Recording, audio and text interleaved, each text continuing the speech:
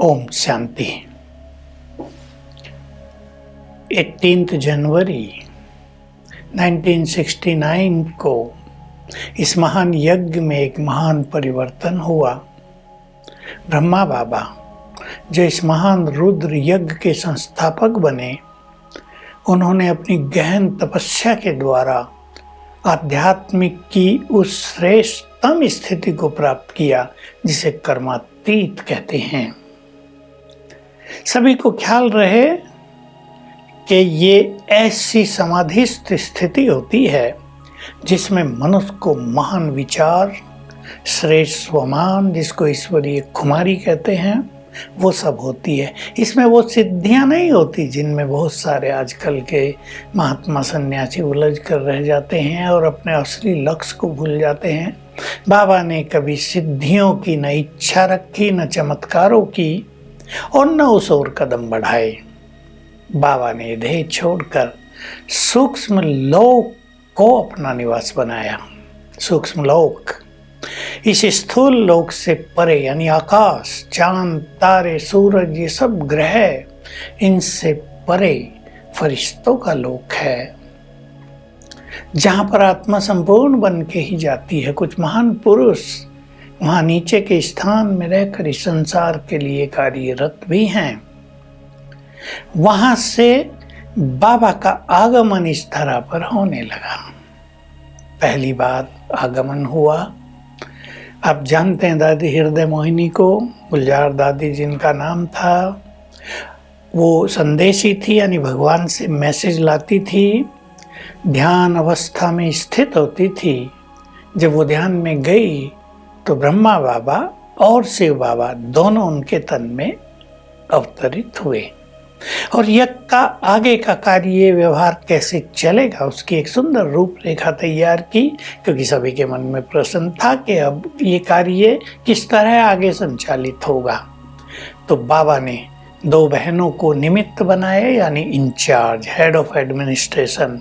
उसमें दीदी मनमोहिनी और दादी प्रकाश मणि। दीदी मनमोहिनी दिल्ली में रहती थी, लेकिन 1965 में 1965 में जब मामा ने अपनी संपूर्ण स्थिति को प्राप्त कर लिया, तो बाबा ने यज्ञ के कार्य को सुचारू रूप से चलाने के लिए उनको माउंट आबू यानी मधुबन में बुला लिया था। तो उनको अनुभव हो गया था सब कुछ, उनको दोनों को हेड बना दिया इस पूरी ऑर्गेनाइजेशन का, और कहा बाप दादा ऐसे ही आते रहेंगे जैसे आज आए हैं। पहले साकार तन में थे, अब अव्यक्त रूप में हैं, यानी फरिश्ते रूप में हैं, यहाँ आते रहेंगे। और दीदी मनमोहिनी और दादी प्रकाश मणि जिन दो बहनों को, आत्माओं को नियुक्त करेंगी, उनके तन में आएंगे, क्योंकि जिसके तन में भगवान आए वो बहुत पवित्र, बहुत निर्मल चित्त, बहुत सरल चित्त होना चाहिए। बाबा अपनी महान आत्माओं को सम्मान भी बहुत देते थे।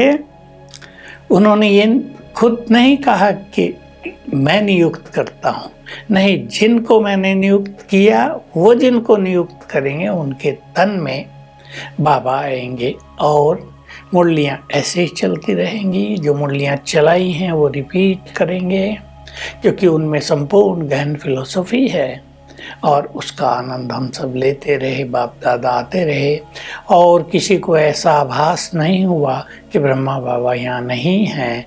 अनेकों को अनेक तरह के सुंदर अनुभव पांडव भवन मधुबन में होने लगे। जो यहाँ आते थे बाबा की उपस्थिति महसूस करते थे, क्योंकि हम तो यहाँ थे तब, रात्रि क्लास में सभी को अपने अनुभव सुनाने होते थे। और 69 के साल में हर व्यक्ति ये कहता था, जो भी यहाँ आता था, कितने हजारों आए होंगे, कि यहाँ आए हमने तो सोचा था बाबा नहीं है तो पता नहीं कैसा होगा, कैसा लगेगा, पर यहाँ आकर तो परम आनंद की अनुभूति हो गई। बाबा की उपस्थिति, उसकी तपस्या की श्रेष्ठ एनर्जी हमने यहाँ महसूस की। और बाबा ने एक सुंदर बात कही थी, बाबा व्यक्त क्यों हुए, हालांकि उन्होंने अपनी संपूर्ण स्थिति को प्राप्त किया, लेकिन गॉड्स प्लान क्या था देखिए, जैसे संसार में जब तक सूरज आसमान में चमकता है, चांद और तारे मंद रहते हैं, और जब सूरज अस्त हो जाता है तो चांद और तारों की रोशनी प्रकट हो जाती है, वो चमकने लगते हैं, संसार को शोभायमान करने लगते हैं। उसी तरह ज्ञान सूर्य बाबा, शिव बाबा छुपे जैसे छुप गए, लोप हुए, ऊपर पहुंच गए। तो यहाँ जो तुम सब बच्चे ज्ञान सितारे हो, शिव शक्तियाँ हो, जो बहुत पवित्र हो, योगी हो, तपस्वी हो, अब इनके द्वारा मुझे संसार का परिवर्तन कराना है। सेवाएं चलती रही और 1971 में विदेशों से निमंत्रण मिला कि ये ईश्वरीय ज्ञान विदेशों में भी फैलाया जाए।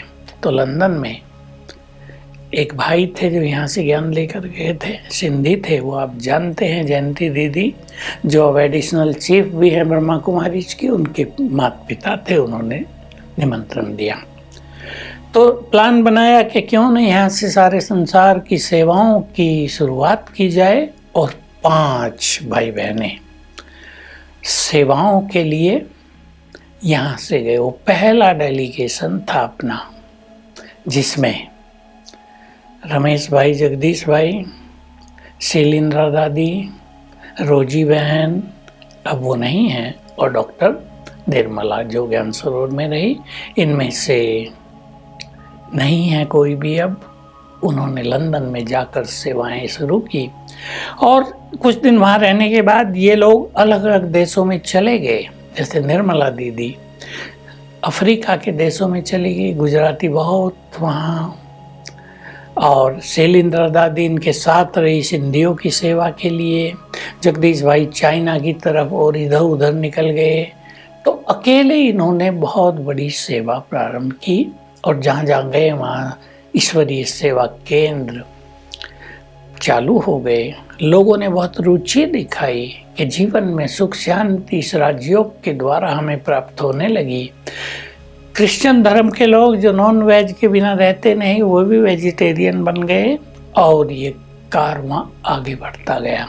और इस तरह बाबा का यहाँ आगमन होता रहा। बाबा गुलजार दादी के तन में आकर अनेक तरह के प्रोग्राम दादियों को देते रहे, और दादी प्रकाश मणि जो बहुत एनर्जेटिक थी, जिनको सेवाओं की वृद्धि का बहुत ज़्यादा शौक था, इंटरेस्ट था, वो विश्व सेवा के कार्यों को आगे बढ़ाने लगी। बड़े बड़े प्रोग्राम हुए, कॉन्फ्रेंसेज हुई। हमारे यहाँ ओम शांति भवन बना माउंट आबू में, पांडववन के सामने, आप सभी ने देखा है। उसके बनते ही वहाँ इंटरनेशनल कॉन्फ्रेंसेज शुरू हुई। यूएन के बड़े बड़े अधिकारी वहाँ आने लगे, और देशों के कहीं के एम्बेसडर्स, कहीं के और बड़े बड़े प्रेसिडेंट, प्राइम मिनिस्टर उस कॉन्फ्रेंस में आने लगे। और ये सिलसिला बहुत दिनों तक चला, और बहुत सुंदर सेवाएं जो वहाँ के द्वारा हुई। दादी प्रकाश मणि को बहुत ज़्यादा रुचि थी कि ये जो संत महात्माएं हैं, जिन्होंने त्याग किया और तपस्या की है, इनको प्रभु मैसेज अवश्य मिलना चाहिए। वो तलाश रहे हैं सत्य को, उन्हें सत्य से परिचित कराना चाहिए।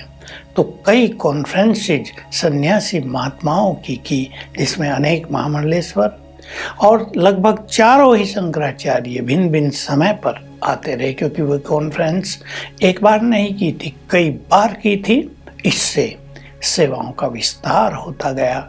बाबा ऊपर से प्रेरणाएं देते रहे, नीचे आते रहे, सबको सकाश मिलती रही, सहयोग मिलता रहा, और ये महान यज्ञ विश्वव्यापी यज्ञ बन गया।